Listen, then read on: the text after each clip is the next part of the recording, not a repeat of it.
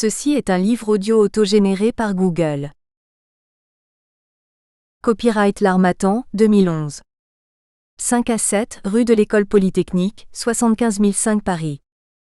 http://www.librairieharmattan.com. Diffusion.harmattan@wanadoo.fr. harmattan@wanadoo.fr. ISBN 978-2-296-54-575-5. EAN 9 782 296 545 755. Fabrication numérique, Socprest 2012. Monde lusophone. Collection dirigée par Denis Rolland et Joël Chassin.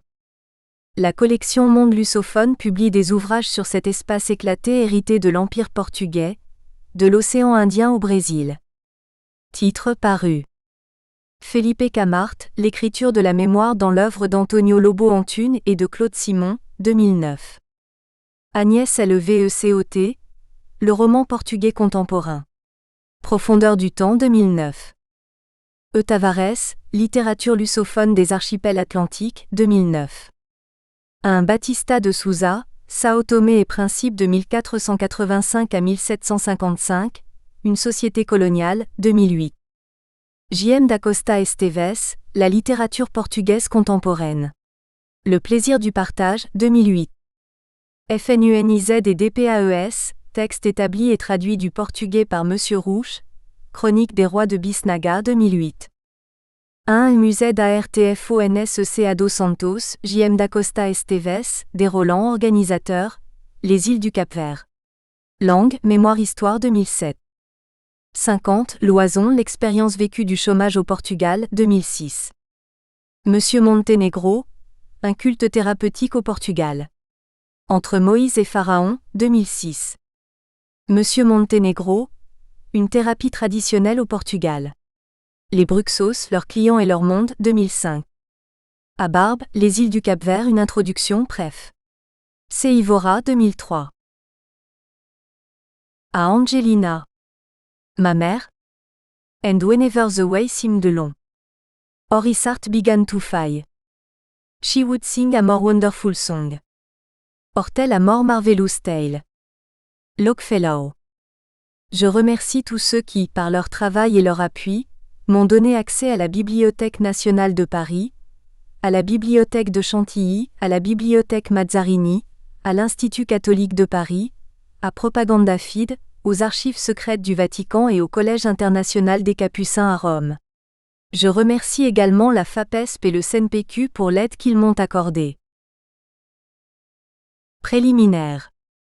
Quand j'ai entrepris d'élaborer ce texte, aux alentours de 1982, mon intention était de parler de la rhétorique de contact entre Indiens et Occidentaux. Comment pourrais-je apprécier au travers du langage ce qui se passe dans un rapport entre des êtres aussi radicalement différents que l'Indien et l'Occidental ?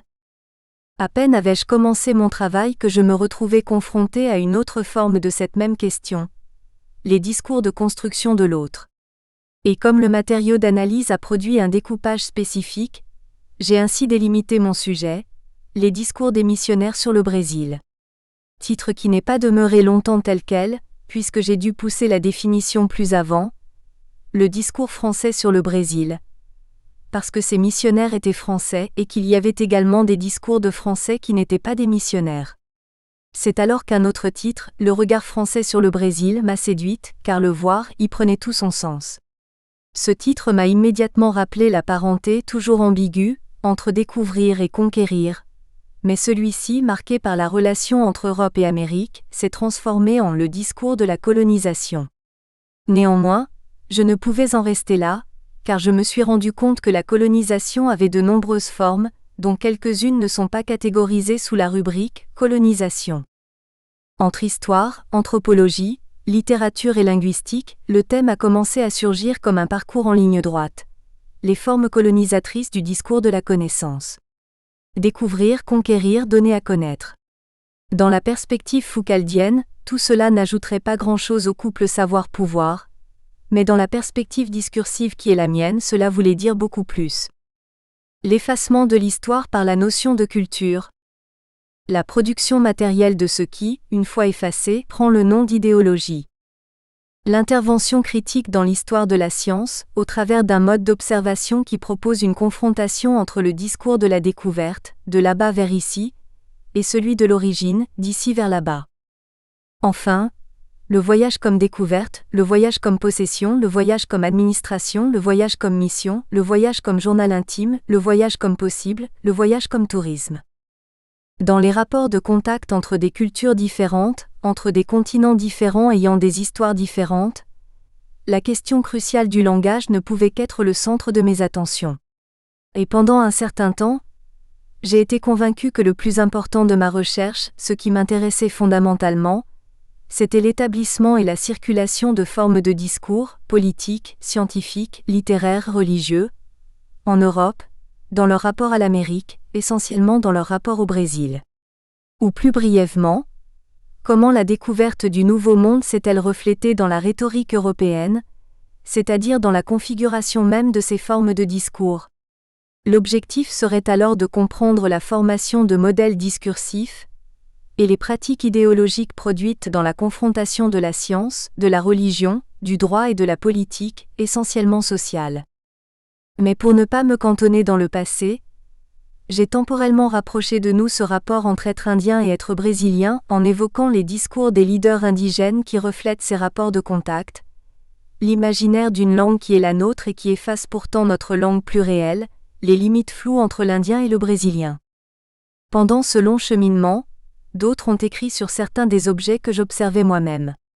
Mais je n'ai pas pressé le pas pour autant, au risque de ne pas être la première à en parler. Parce que je ne mise pas sur le contenu, le donné, l'information, mais sur la construction des sens et en cela, mon texte sera toujours mon texte dans son mode de signifier, avec sa contribution spécifique. Cependant, on court toujours le risque de l'équivoque. Et aujourd'hui, je ne sais plus trop bien distinguer ce que j'ai découvert de ce que je croyais savoir au début de mon travail. Pour étayer une telle affirmation, je citerai Fellini qui, en parlant d'un de ses derniers films, La Voix de la Lune, inspiré du titre d'un livre, La Voix du Puits, répondait à un reporter qui lui demandait ce qu'était son film, « Je ne sais pas ». Le reporter insista, « Mais n'avez-vous pas terminé votre film ?» Ce à quoi il répondit à peu près en ces termes, « Je l'ai terminé. Mais je ne sais pas sur quoi il porte. Je ne sais pas ce qu'il signifie. Il a quelque chose à voir avec d'autres films que j'ai faits, et qui rappellent mon enfance. Des films dans lesquels j'utilise de grands espaces, des arbres, et qui construisent des sens comme des transparences sur des transparences. Ce qui signifie que les transparences ne font pas mieux voir, ne définissent pas avec une plus grande précision. Elles compliquent, confondent, donnent de l'épaisseur. Chaque fois que je relis mon texte, je vois d'autres sens qui sont déjà là, ou qui pourraient y être plus développés ou ramenés à la surface avec peut-être plus de conviction. Mais je laisse le texte un tant soit peu transparent. Parce que moi-même je ne connais pas toutes les conséquences du parler, ou du comprendre et dans cette recherche, les objets de mon attention et de ma réflexion ont été quelques-unes des paroles ou des situations de paroles de l'histoire brésilienne passée et présente. Mais je sais que c'est au concept de discours, et à la curiosité de comprendre ce qui se loge dans la notion galvaudée et mal comprise d'idéologie que je dois ces écrits. C'est ainsi que j'aimerais que mon travail soit lu, comme des sens qui arrivent avec la même incertitude que celle du voyageur, qui finit par dire surtout ce qu'il ne sait pas sur ce qui lui était d'abord inconnu et qu'il a été amené à connaître. Sens qui demeure toujours au-delà. Comme demeure toujours au-delà le sens profond de ce que nous imaginons être ce que nous appelons Brésil. Introduction, le discours de la découverte. Terre en vue. Voilà l'énoncé inaugural du Brésil. Répété de manière rituelle chaque fois que des navires trouvent un port ou mouillé, il ne s'agit point d'une parole originale, mais cristallisée, stéréotypée, un commentaire d'aventurier. Une parole de pirate. Découvreur, le discours des découvertes, de la découverte. Un examen plus minutieux de cet énoncé nous permet encore de spécifier qu'il s'agit d'une exclamation. Mais de quelle nature ? De joie, de surprise, d'appréhension, de curiosité ? Quoi qu'il en soit, comme il signifie port, il peut indiquer d'un côté pour qui va jeter l'ancre, l'arrivée, le bon port, et de l'autre, pour qui est ici sur la terre ferme, l'entrée, l'invasion. Promesse ou menace? Visiteur ou envahisseur? Terre qui servira de splendide berceau? Terre à piller? Et à qui est-elle cette terre? En vue. Le voir prend un sens tout spécifique dans ce contexte. Ce qui est vu accède au statut d'existence. Voir, rendre visible, est une forme d'appropriation. Ce que le regard embrasse devient accessible, à portée de main. Le visible, le découvert, est le préambule du lisible, connu, raconté, codifié. C'est le premier pas pour que s'établisse la possession. La soumission aux lettres commence et se termine dans le regard. Le discours des découvertes donne des nouvelles de ce qu'il voit. Comme le disait Tevet en 1557 dans son récit, « Mon long et pénible pèlerinage, réalisé dans le but de voir ». Nous pouvons donc conclure que Terre en vue, le premier propos sur le Brésil, exprime le regard inaugural qui atteste notre origine dans les lettres. Pero Vaz de Caminha fera le pas suivant en rédigeant notre acte de naissance, avec sa lettre. En même temps, pour les Européens, cette exclamation dit le début d'un processus d'appropriation. Découverte signifie alors conquête. Mais cela peut signifier nombre d'autres choses. Quoi qu'il en soit, le discours des découvertes est un discours qui domine notre existence en tant que Brésiliens, c'est-à-dire qui s'étend tout au long de notre histoire, en produisant et en absorbant des sens. Il y a une complicité entre le discours des découvertes et le discours scientifique, qui lui donne un mode d'existence idéologique, ce qui va finalement produire une clôture. Découvrir, c'est dire le connu. Les discours établissent une histoire. L'histoire, dans notre perspective discursive, ne se définit pas par la chronologie, ni par ses accidents, et elle n'est pas non plus une évolution mais plutôt une production de sens. Paul Henry, 1985. Les faits réclament du sens. Elle est de l'ordre du discours. Il n'y a pas d'histoire sans discours. C'est d'ailleurs grâce au discours que l'histoire n'est pas seulement évolution, mais qu'elle est également sens. Ou plutôt c'est grâce au discours que l'on n'est pas seulement dans l'évolution, mais dans l'histoire. Le discours des découvertes institue une modalité pour l'établissement de l'existence de notre histoire, de nos sens. Ce mode a ceci de spécifique qu'il se présente justement sous la forme du discours ethnologique. Notre travail s'efforce d'intervenir sur le mode par lequel l'institutionnalisation de cette forme de discours scientifique prend la place du discours historique, pour produire le brésilien comme un sujet culturel et nier son statut de sujet historique. La pratique idéologique du discours des découvertes est telle que l'institution s'approprie ce discours, et en dépossédant l'anthropologue, elle le folklorise en même temps qu'elle élude, en éludant la matérialité historique sous prétexte de scientificité, le fait que les événements historiques ne le sont pas en soi, mais parce qu'ils réclament du sens. Notre analyse porte essentiellement sur les récits des Capucins français, et la première chose notable, en termes d'histoire, est l'inscription de ces discours dans le registre du discours des découvertes. Même les traductions en portugais prennent place dans le registre d'un tel discours. Ainsi, ces discours n'appartiennent pas au discours de l'histoire, mais à celui de l'ethnologie. J'ai résolu de décrire les faits ou les choses les plus remarquables que j'ai soigneusement observées pendant mon voyage. Localisation et disposition des lieux, température de l'air, coutumes et manières de vivre des habitants. Tevet, 1557. Ainsi l'histoire se fait-elle avec un imaginaire qui inscrit les récits dans le discours des découvertes qui, pour sa part, est le discours qui donne à connaître le Nouveau Monde. Le principe le plus fort de constitution du discours colonial, qui est le produit le plus efficace du discours des découvertes, est peut-être de reconnaître seulement le culturel et de méconnaître, d'effacer l'historique, le politique. Les effets de sens qui, jusqu'à aujourd'hui, nous soumettent à l'esprit de colonie sont ceux qui nous dénient toute historicité et nous montrent comme des êtres culturels, singuliers, anhistoriques. Pour notre part, nous voulons penser la singularité et la pluralité non pas dans le domaine de la culture, mais dans celui de l'histoire. C'est à partir de ce fait de langage, effacement de sens par la superposition d'un discours sur un autre, que j'ai résolu de m'embarquer, non pas sur le chemin des Indes, mais sur celui de la déconstruction d'un certain regard qui ne nous donne aucun autre droit que celui d'avoir des particularités, des singularités, des spécificités culturelles. Je cherche à connaître une autre forme de notre histoire. À découvrir des sens.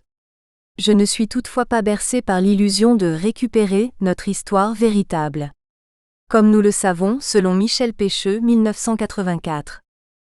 L'analyse du discours ne prétend pas s'instituer en spécialiste de l'interprétation maîtrisant le sens des textes, mais seulement construire des procédures exposant le regard lecteur à des niveaux opaques à l'action stratégique d'un sujet. L'enjeu crucial est de construire des interprétations sans jamais les neutraliser ni dans le n'importe quoi d'un discours sur le discours, ni dans un espace logique stabilisé à prétention universelle. Voilà pourquoi nous distinguons entre interprétation et compréhension. Nous ne poursuivons pas un sens pour notre histoire. Nous nous proposons de comprendre les processus de signification, c'est-à-dire ce qui a été attesté tout au long de la production de langage sur le Brésil. Nous ne prétendons pas non plus définir le brésilien. Notre objectif est d'observer comment le discours qui définit le brésilien constitue des processus de signification qui produisent l'imaginaire par lequel est régie notre société. Autrement dit, nous cherchons à comprendre les processus discursifs qui attribuent au brésilien une définition qui, quant à elle, fait partie du fonctionnement imaginaire de la société brésilienne.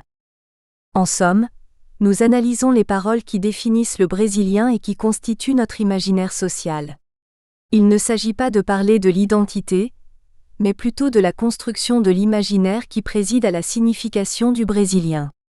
Quelle est la conception du brésilien dans ces textes, et comment celle-ci va-t-elle contribuer aussi bien à l'exclusion qu'à la fixation de certains sens, et non pas d'autres, pour le brésilien ? Il en résulte certains effets de sens nous laissant une marque de naissance qui fonctionnera tout au long de notre histoire, le discours colonial. Dans ce processus, le fait d'avoir été colonisé cesse d'être une marque historique pour signifier une essence. Une fois colon, l'idéologie a donc une matérialité, et le discours est le lieu où l'on peut avoir accès à cette matérialité. Connaître son fonctionnement, c'est savoir que le discours colonial continue de produire ses sens lorsque les conditions se présentent. Et l'un de ses effets, et qui n'est pas des moindres, est ce que j'appelle la perversité du politique, c'est-à-dire que, dans l'imaginaire construit par ces pratiques de langage, les rapports de colonisation apparaissent non pas dans leur lieu propre, mais comme un reflet indirect. C'est ce qui se passe chaque fois qu'un discours se fait passer pour un autre discours. Dans ce cas, le discours historique est effacé et un discours sur la culture se produit. Comme effet de cet effacement, la culture surgit comme un exotisme. Parallèlement, les raisons politiques s'effacent, elles se présentent alors comme un discours moral, d'appréciation. Le Brésilien est jugé sur ses qualités. Il apparaît comme superficiel et évidemment joyeux, allègre, indolent et sensuel. On dit également qu'il est doté d'intelligence, laquelle est malheureusement gaspillée sans objectivité, sans raison. En conclure que ces termes sont des clichés serait banal. Il est plus intéressant de chercher à comprendre comment se produisent ces sens donnés comme évidents et définis. Un parcours de sens. Un point de départ, l'analyse du discours et le désir de traverser l'Atlantique dans le sens inverse de celui des découvertes. Un objet de réflexion, les Capucins et les voyageurs français qui sont venus au Brésil au XVIe, XVIIe et XVIIIe siècle.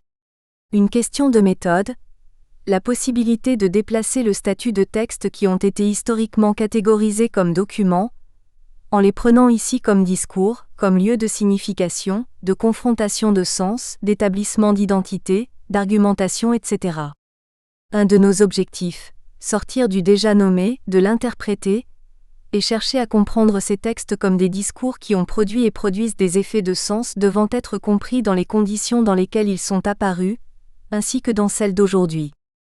Il ne s'agit toutefois pas de lire ces textes à partir de l'histoire de l'époque, comme une illustration de celle-ci, et d'y ajouter des détails ou des péripéties. Ce que je cherche à atteindre, c'est l'historicité même des textes. Rappelons que l'histoire, pour qui analyse les discours, n'est pas les textes en soi, mais la discursivité.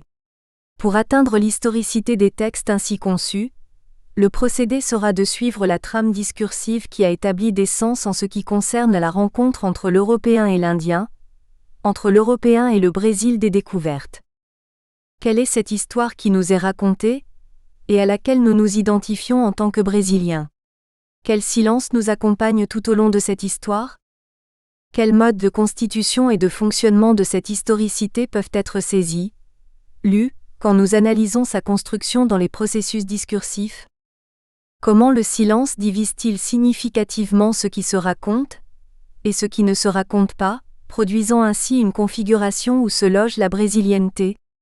Cette configuration est d'ailleurs une forme efficace de la pratique de la violence symbolique, dans la confrontation des rapports de force, dans le jeu de pouvoir qui nourrit certains effets de sens. Il s'agit de la mise sous silence qui accompagne toute parole.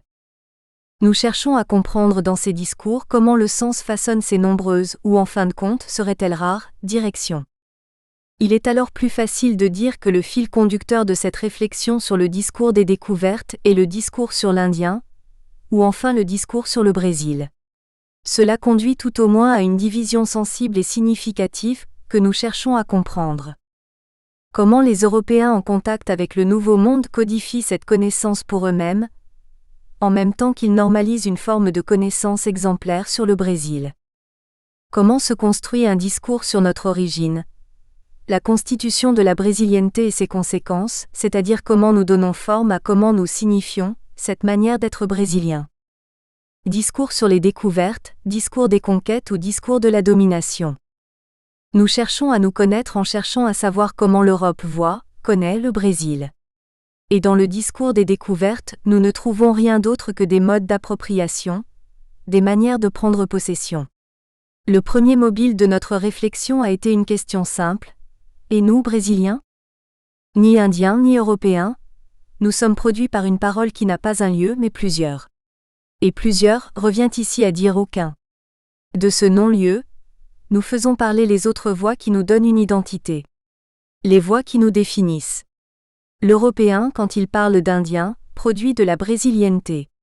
Nous, lorsque nous parlons de ce que les Européens disent de leur découverte, nous parlons le discours de notre origine.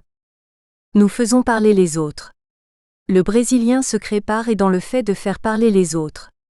Et ce n'est pas par assimilation d'eux, mais au contraire par la distance, par l'instauration d'un espace de différence, de séparation que nous construisons notre lieu le plus propre. Nous n'avons pas de lieu central, plein, fait de mouvements d'assimilation. Dans notre imaginaire, nous ne nous identifions pas à l'Indien, mais nous ne considérons pas non plus le Portugais comme un égal. Nous sommes un mélange, beaucoup l'ont déjà dit. Mais un mélange indéfini. Un mélange qui se dit moins par le fait de mettre ensemble des choses différentes, que par le fait qu'il y ait un transit entre ces différences. Transit. Circulation entre les différents lieux. Mouvement entre les uns et les autres. Différence qui ne renvoie qu'à la différence. Pas de copie ni de modèle. Contour sans cesse en mouvement. Profil mouvant. Il y a peut-être un possible socle pour cette réflexion dans ce que Deleuze dit de la différence entre copie et simulacre. La copie serait l'image dotée de ressemblance et le simulacre l'image sans ressemblance. Et cela si l'on se réfère au modèle. Ce qu'il formule en ces termes, ce qui est condamné dans le simulacre, c'est l'état des différences libres océaniques, des distributions nomades, des anarchies couronnées, toute cette malignité qui conteste et la notion de modèle et celle de copie, 1974. Ceci peut être la métaphore du rapport du Brésilien à l'Européen. Nous sommes une image rebelle sans ressemblance interne. Si nous pensons à l'analyse du discours, celle-ci tend également, en tant que manière de concevoir le langage, vers la différence sans fond, car elle considère le sens comme errance, dispersion sans origine sur laquelle il puisse s'établir dans le domaine de la représentation. Pour l'analyse du discours, les sens R3, dans les deux sens du terme, parce qu'ils ne représentent pas de façon exemplaire et parce qu'ils se meuvent, circulent. En un mot, ils désorganisent. Et le désordre aussi est constitutif de l'identité, du sujet et du sens. Les deux formules de Deleuze, Apud-Orlandi, 1989, seuls ceux qui ressemblent diffèrent et seules les différences se ressemblent, doivent être entendues, selon l'auteur, la première comme la formule du monde des copies ou des représentations. Le monde devient ici icône. La seconde, inverse de la première, est précisément la formule du monde des simulacres et le monde, dans ce cas, devient fantasme. Toujours selon l'auteur, ces formules représentent deux lectures du monde, distinctes.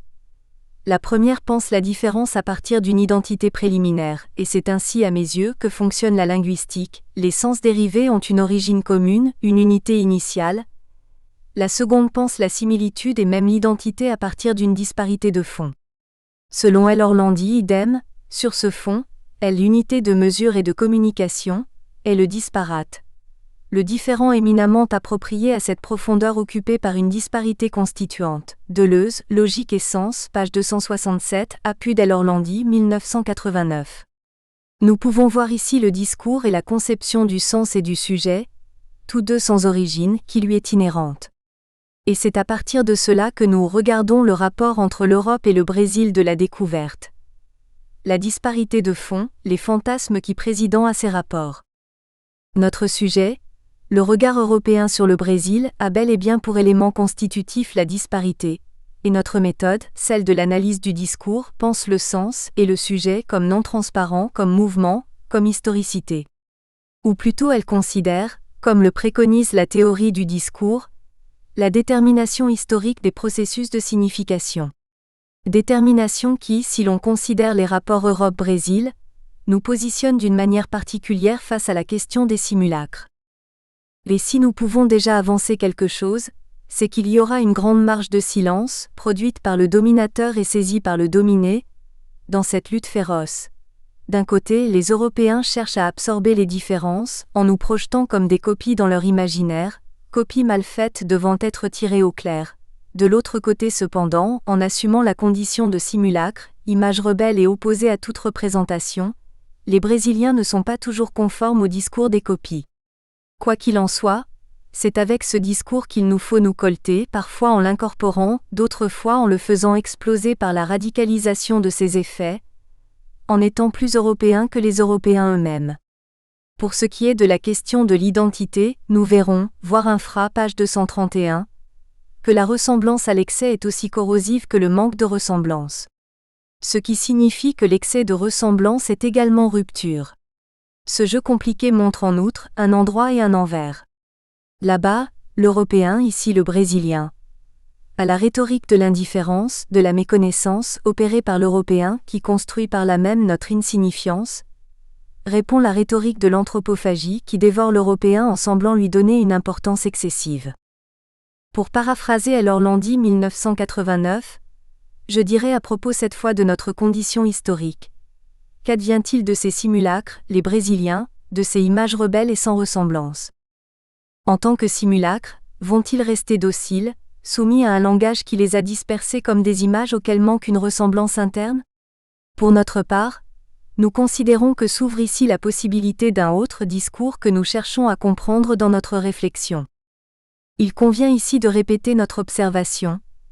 Les sens vus dans ce jeu de simulacres sont erratiques. Et c'est cette divagation de par le temps et l'espace du sens d'être brésilien que nous cherchons à saisir dans les textes que nous avons choisis comme matériaux signifiants, sans toutefois cesser de rappeler que dans un discours qui ne naît pas à l'intérieur de la colonisation, le rapport entre différents ne peut être vu que comme un rapport entre différents et non pas comme un rapport entre le différent et l'original. Original, qui ferait par conséquent intervenir l'idée de copie et d'imitation. Entre le spontanéisme des souvenirs, illusion de la non-détermination historique des événements, et le cours pétrifié de la mémoire établi par ces paroles rendues éternelles, l'analyse du discours qui propose un rapport conflictuel au sens cherche à libérer les sens apprivoisés. C'est ici que s'inscrit notre pratique, et c'est ainsi que nous comprenons l'historicité du texte, sa discursivité. Première partie, autour de la méthode et de l'objet. 1. Observation sur l'analyse du discours. La langue adamique, parole sans mémoire et solitaire, est le mythe le plus tenace de la linguistique. En fait, un texte, écrit ou oral, n'a jamais une initiale absolue. Pesserio, la langue de bois et son double. L'analyse du discours vise à construire une méthode de compréhension des objets de langage. Pour ce faire, elle ne travaille pas avec le langage en tant que donnée, mais en tant que fait.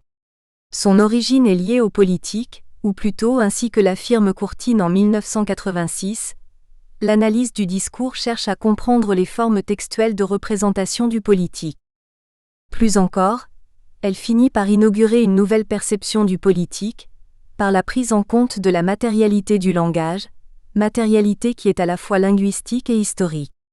Par conséquent, elle déplace aussi bien ce que l'on considère comme linguistique que ce qu'on considère comme historique. Et pour prendre en compte cette complexité du fait langage, l'analyse du discours se construit un lieu particulier entre la discipline linguistique et les sciences des formations sociales. L'analyse du discours se conçoit comme un dispositif qui met en rapport, sous une forme plus complexe que celle d'une simple covariation, le champ de la langue, susceptible d'être étudié par la linguistique, et le champ de la société appréhendé par l'histoire, en termes de rapport de force et de domination idéologique. Gadet, 1989. Cette conception de l'analyse du discours trouve un écho dans le fait que le discursif matérialise le point de contact entre l'idéologique et le linguistique. À l'origine de l'analyse du discours française telle qu'elle est pensée par M. Pecheux, son fondateur, il y a le rapport du langage à l'idéologie. Cet auteur traite de façon particulière de la relation entre l'évidence subjective et l'évidence du sens, et localise le discours au point précis où s'articulent langage et idéologie. Toutefois, écrit Pecheux en 1969, la théorie du discours ne peut en aucune manière se substituer à une théorie de l'idéologie, pas plus qu'à une théorie de l'inconscient, bien qu'elle suppose un sujet affecté par l'idéologie et par l'inconscient, mais elle peut intervenir dans le champ de ces théories. L'analyse du discours contredit les conceptions de ce qu'on entend traditionnellement par idéologie, car, en tant que critique de la forme de la constitution des sciences sociales, l'analyse du discours produit un glissement de sens par rapport aux théories sociales de l'idéologie. Si d'un côté, dans l'analyse du discours, la linguistique occupe une place cruciale, les sciences sociales y sont également remises en question. L'analyse du discours montre que le sujet et la signification ne sont pas transparents. Elle indique également un rapport problématique des sciences sociales aux politiques, dans la mesure où celle-ci suppose cette transparence du langage. Elle a recours d'une part à la linguistique, à la matérialité de la langue, et d'autre part à la science des formations sociales, mais paradoxalement du fait qu'elle les présuppose dans sa constitution même. En fin de compte, la théorie du discours partage le champ épistémologique de sa formation avec la linguistique et les théories de l'idéologie, elle critique leur fondement puisqu'elle ne se laisse pas utiliser comme un instrument neutre. Son usage suppose un changement de terrain et une déconstruction des concepts de base des deux sciences, ni ne se positionne comme si ce qui était propre au discours venait après, comme quelque chose de secondaire et d'ajouter ou à ce qui est linguistique. En montrant que la sémantique est le point où la linguistique a à voir avec la philosophie et les sciences des formations sociales, souvent sans le reconnaître, Pecheux énonce en 1975 le lieu depuis lequel l'analyse de discours considère de manière critique aussi bien la linguistique que les sciences sociales. La linguistique parce qu'elle ne peut se former qu'en produisant dans le résidu de ce dont elle ne peut rendre compte, les ismes, psychologisme, sociologisme, etc. Et les sciences sociales parce que celles-ci s'illusionnent quant à l'instrumentalité des sciences du langage. La linguistique, dans la montée du structuralisme, s'est posée comme la science pilote des sciences humaines. En retour, elle a suscité des questions au vu de son rapport aux autres sciences. Celles-ci sont toutefois restées sans réponse, car pour se constituer en ce lieu qui est le sien, la linguistique a justement dû se défaire de ce qui intéresse de plus près les autres sciences humaines et sociales et qui concerne le rapport du langage à l'extériorité. De leur côté, ces sciences ont pour instrument de travail à l'égard du langage, l'analyse du contenu, qui est un instrument inadéquat, ni de découverte, ni heuristique, car il ne fait qu'illustrer ce qui a déjà été dit au travers de catégorisations déjà établies par ces sciences elles-mêmes. Il opère une simple illustration de son point de vue. L'analyse de discours se constitue dans cet espace d'entre-deux, entre la linguistique et les autres sciences susdites, précisément dans la sphère des questions concernant le rapport du langage, objet linguistique, à son extériorité, objet historique. En se définissant comme une sémantique, l'analyse de discours présuppose la linguistique et dans cette mesure, elle prend ses distances avec l'analyse du contenu, car elle travaille sur la spécificité même de la matérialité linguistique. Néanmoins, elle s'éloigne également de celle-ci dans la mesure où elle considère la détermination historique comme constitutive de son objet, le discours. Cela reviendrait-il à dire que l'analyse de discours répond de manière appropriée aux questions des sciences sociales et qu'elle se met donc à leur service, en tant qu'instrument ? Étrange destin que celui de l'analyse de discours, qui donne bien la mesure de son scissionnisme et de toute son errance. Alors même qu'elle se constitue, elle change de terrain et en même temps qu'elle questionne la linguistique, à l'intérieur même de la linguistique, elle pose également des problèmes aux sciences sociales, dans leur sein même, ou plutôt relativement au fondement que ces sciences sociales se construisent pour exister. L'analyse de discours problématise fondamentalement, concernant les sciences humaines et sociales, la nature de la conception du sujet et du langage sur lesquels ces sciences s'organisent. Sur ce point, P. Henry écrit en 1990 que la critique de Pécheux contre la manière dont on se sert des instruments dans les sciences sociales se confond avec sa critique des sciences sociales en soi, critique concernant leur lien avec le politique, l'idéologique, l'historique, etc. Sous le pseudonyme de T. Hébert, Pécheux fait en 1973 une analyse des racines historiques de l'épistémologie et de la philosophie de la connaissance empirique. Selon lui, les sciences sociales se sont développées principalement dans les sociétés où, de manière dominante, la pratique politique a eu pour objectif de transformer les rapports sociaux au sein de la pratique sociale, de sorte que la structure globale de cette dernière se conserve. Les sciences sociales se trouvent ainsi dans le droit fil de l'idéologie qui les a développées, en contact étroit avec la pratique politique. Pour illustrer cela, citons une autre forme du phénomène plus actuelle, et qui est la conséquence de ces conceptions formulées à l'intérieur des sciences sociales, les discours qui clament la fin du politique, la mort des idéologies, ce qui renouvelle le triomphe du positivisme dans la science. Et qu'est-ce que le discours a à voir avec cela? Tout justement, car pour Pécheux l'instrument de la pratique politique est le discours, puisque la pratique politique a pour fonction par le discours, de transformer les rapports sociaux en reformulant la demande sociale. Voilà pourquoi Pécheux, lorsqu'il veut provoquer une rupture dans le champ idéologique des sciences sociales, choisit le discours et l'analyse du discours comme le lieu précis où il est possible d'intervenir théoriquement, théorie du discours, et pratiquement en construisant un dispositif expérimental.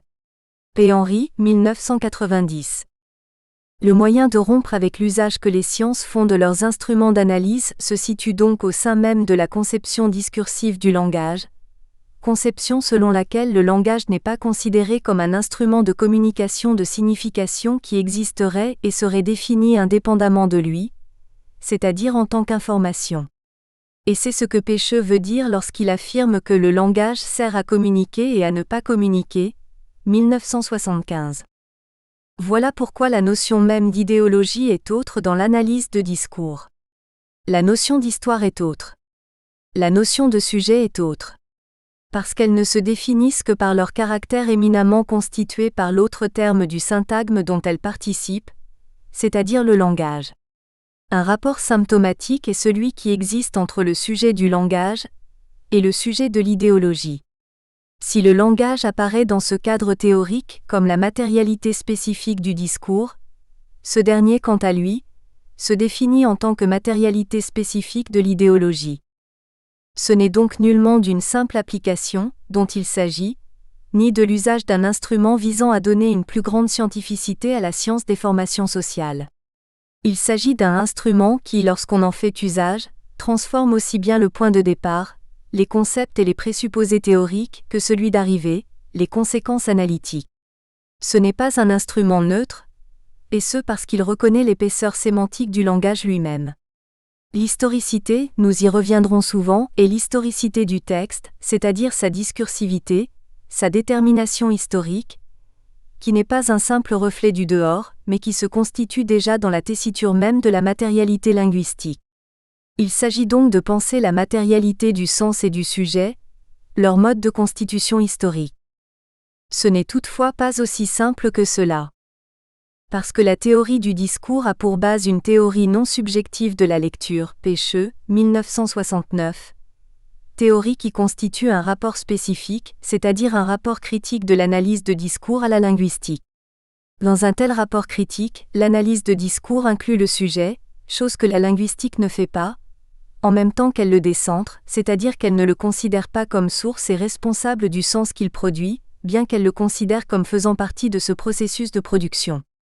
Le sens non plus ne se présente pas comme transparent. Orlandi, 1987. Comme l'écrit P. Henry, 1985. Il n'y a pas de fait ou d'événement historique qui n'ait pas de sens, qui n'attende pas d'interprétation, qui ne demande pas qu'on lui trouve des causes et des conséquences. C'est cela qui pour nous constitue l'histoire, se faire sens, même si l'on peut diverger quant à ce sens dans chaque cas. Cette conception de l'histoire inhérente à l'analyse de discours outrepasse de beaucoup celle de chronologie, diachronie etc., ainsi que celle d'usage, pragmatique. Le langage est sens et l'histoire fait sens. Le point nodal est la sémantique, Pecheux, 1975, qui, comme l'évoque P. Henry, est une question ouverte, car c'est une question philosophique, et c'est également une question qui place l'analyste du langage dans le domaine de l'éthique et de la politique.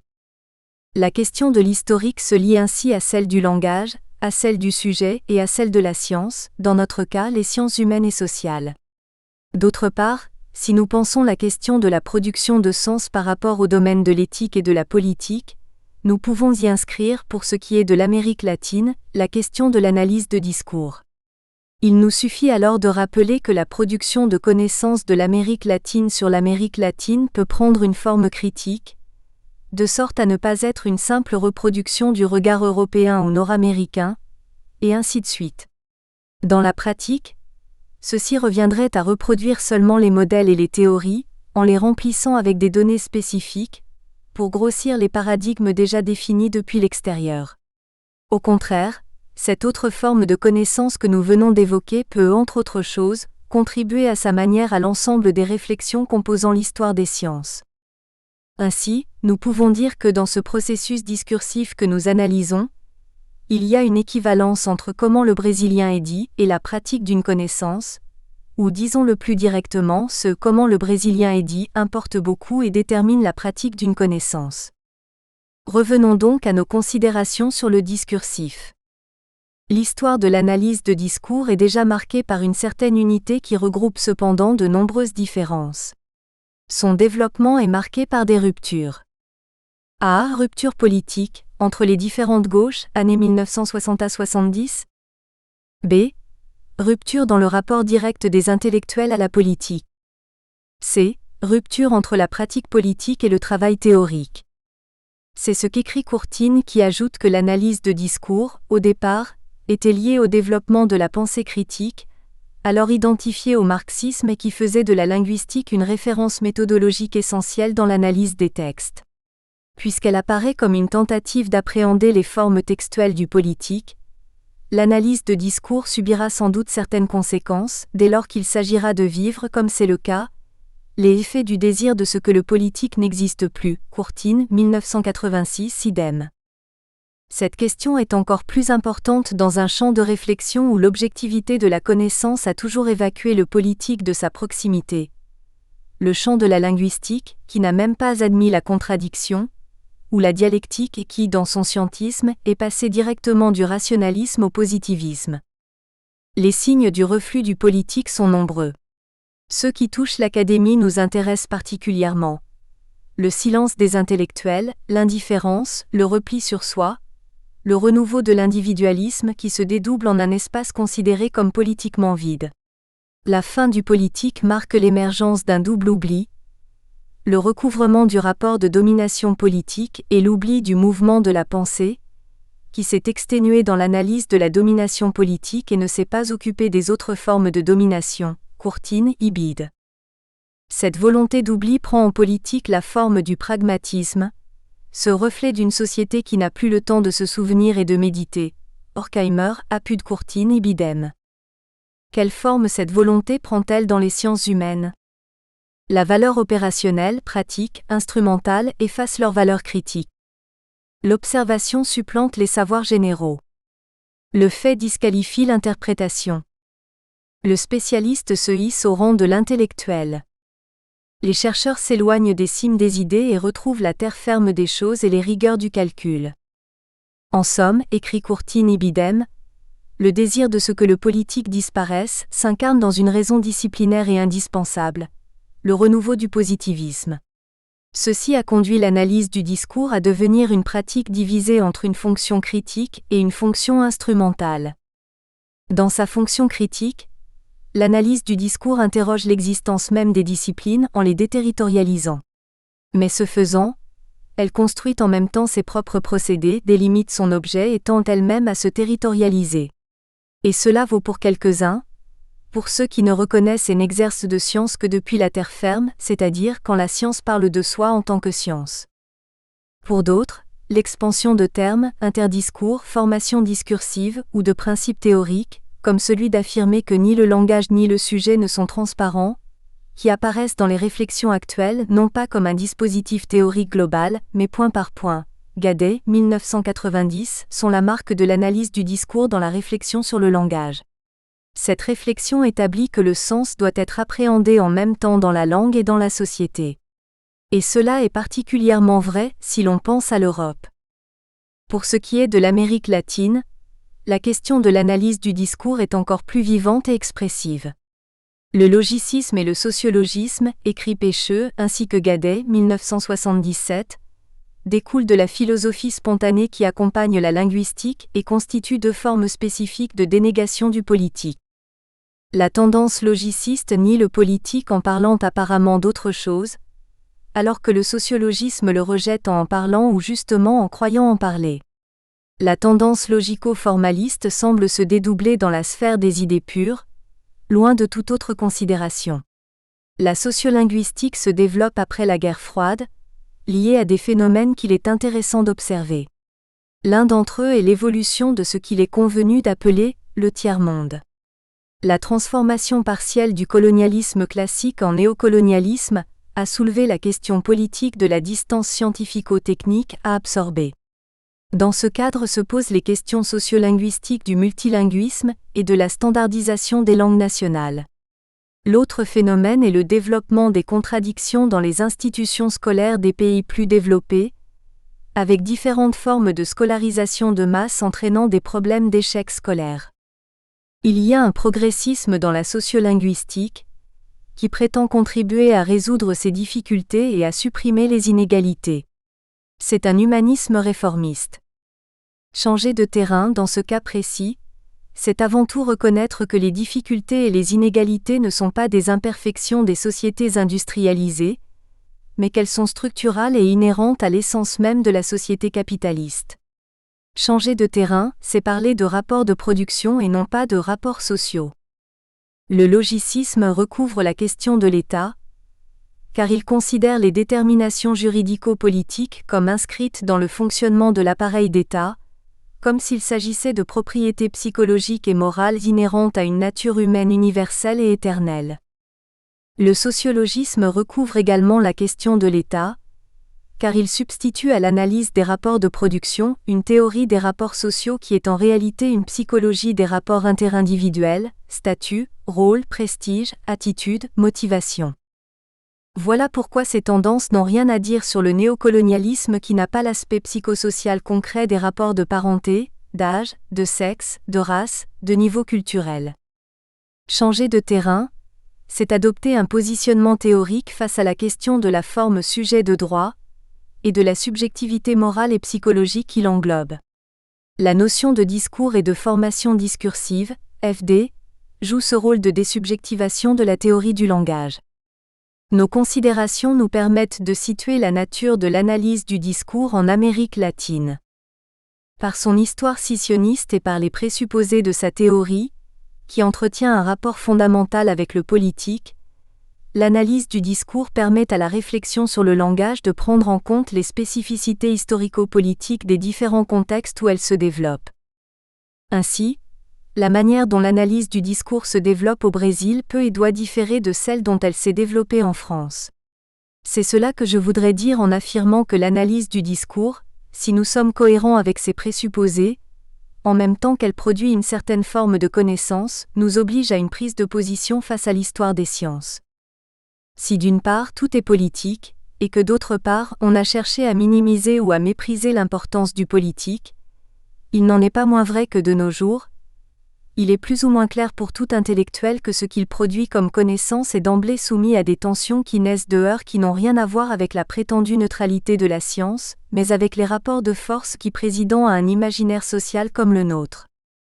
La lutte pour l'acceptation ou non, pour la légitimité ou non, d'un travail, dès lors qu'on dépasse le simple niveau du trafic des prestiges académiques, constitue précisément le lieu où entre en collision le pouvoir de dire et son corollaire, la mise sous silence.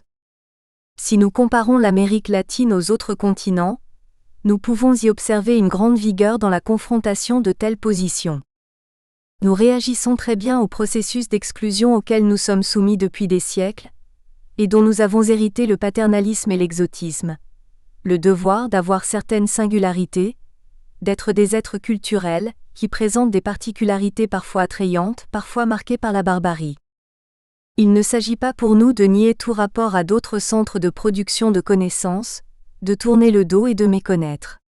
Il s'agit d'établir un rapport dans lequel nous cherchons à nous situer de manière critique dans certaines sphères de sens, non pas pour imposer ces sens, mais pour les soutenir dans nos rapports intellectuels avec tout ce qui n'est pas l'Amérique latine. Dans cette forme critique de rapport au mode de production de la connaissance, l'analyse du discours nous offre une première contribution, celle de la critique de l'utilisation de certains modèles d'analyse de la langue. Les modèles d'analyse des langues des Indiens, par exemple, sont ceux qui, bien qu'ils s'inscrivent dans l'anthropologie linguistique, perpétuent l'indifférenciation ou plus encore, promeuvent l'effacement et le renvoi du différent au même, c'est-à-dire l'effacement de la spécificité des langues des Indiens par rapport aux langues occidentales, l'anglais, le latin, etc. Ainsi, la description se superpose-t-elle à des questions cruciales qui s'inscrivent dans une politique de la langue, et ce avec l'approbation de la science. Un exemple flagrant est celui du Summer Institute of Linguistics, Summer ou SIL. Cette entité qui se présente sous une double forme politique et religieuse Orlandi, 1987, promeut l'exclusion des Brésiliens du champ des chercheurs en imposant un modèle équivoque, celui du Summer, porteur prestigieux des normes de la science nord-américaine de production universelle du savoir, alors qu'il pratique des activités missionnaires. À plus long terme, nous trouvons dans l'histoire des récits qui sont considérés comme des documents, alors qu'ils s'imposent comme modèles de science, comme histoire, comme ethnographie, comme linguistique. Nous cherchons à déplacer cela en proposant une déconstruction au moyen de la méthode de l'analyse du discours, en considérant ces textes non pas comme des documents mais comme des discours. Exposer le regard lecteur à l'opacité, c'est aussi bien lire dans ces récits la construction d'autres sens en ce qui concerne l'histoire, que de comprendre ce que signifie la codification de la connaissance ethnographique et la forme historique dans laquelle se situe le rapport du tupi au portugais. Si pour les Européens, les récits de missionnaires sont pris comme des artefacts qui intègrent leurs objectifs scientifiques dans leur tradition, ils sont pour nous une façon de nous mettre au propre dans une histoire racontée par des Européens pour des Européens. Le mode latino-américain de production de la connaissance, quand il s'effectue de manière critique, implique, nous insistons, une prise de position face à l'histoire des sciences. Cela induit non seulement de déplacer le texte, mais également de reconnaître que les rapports de force qui président à la production de sens prennent place en un lieu ou autre. Le déplacement se fait donc depuis cet autre lieu, depuis là-bas, depuis le lieu du scientifique. Comme nous l'avons dit, le brésilien se crée par le fait même de faire parler les autres. Il y a un espace de différence. Le portugais se parle en lieu propre. Le brésilien est un déplacement de parole. Dans ce glissement, et il y a plusieurs façons de l'appréhender, de l'expliciter et de l'interpréter, le fait que la parole de nos origines soit la parole de la connaissance joue un rôle important. C'est le discours qui rend compte, qui classifie, taxinomie et explique, ethnologie, le nouveau monde. Les discours des missionnaires qui, de par leurs conditions, sont de l'ordre du religieux, glissent ainsi politiquement vers l'ethnologie, et lors de ce déplacement, ils produisent un résidu. Ce résidu est ce qui produit les effets de sens de ce jeu de discours. Des aspects cruciaux de notre histoire sont passés sous silence.